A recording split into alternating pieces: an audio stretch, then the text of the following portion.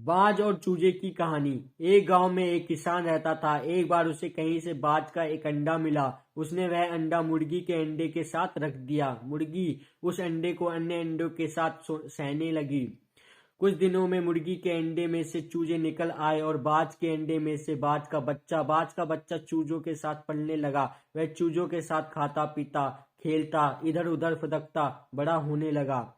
चूजों के साथ रहते हुए उसे कभी एहसास नहीं हुआ कि वह चूजा नहीं बल्कि बाज है। वह खुद को चूजा ही समझता था और हर काम उन्हीं की तरह करता था। जब उड़ने की बारी आई तो अन्य चूजों की देखा देखी वह भी थोड़ी ही ऊंचाई तक उड़ा और फिर वापस जमीन पर आ गया। उसका भी ऊंचा उड़ने का मन करता, लेकिन जब वह सबको थोड़ी ही ऊंचाई तक उड़ता देखता तो वह भी उतनी ही ऊंचाई तक उड़ता। ज्यादा ऊंचा उड़ने की वह कोशिश ही नहीं करता था। एक दिन उसके ऊंचे आकाश में एक बाज को उड़ते हुए देखा। इतनी ऊंचाई पर उसने किसी पक्षी को पहली बार उड़ते हुए देखा था। उसे बड़ा अचरज हुआ।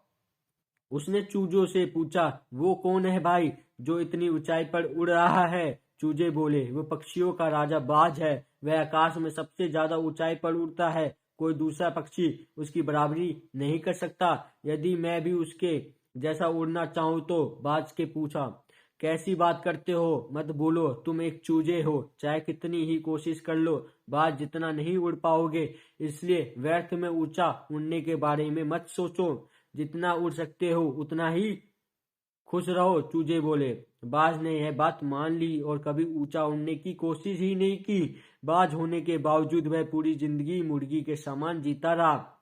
सीख, सोच और दृष्टिकोण का हमारे जीवन पर बड़ा गहरा प्रभाव पड़ता है। हम सभी क्षमता और संभावनाओं से परिपूर्ण हैं। चाहे हम कैसे भी परिस्थिति में क्यों ना हो, हमें आवश्यकता है अपनी क्षमता पहचानने की और अपनी सोच तथा दृष्टिकोण को व्यापक बनाने की। हम स्वयं को चूजे समझेंगे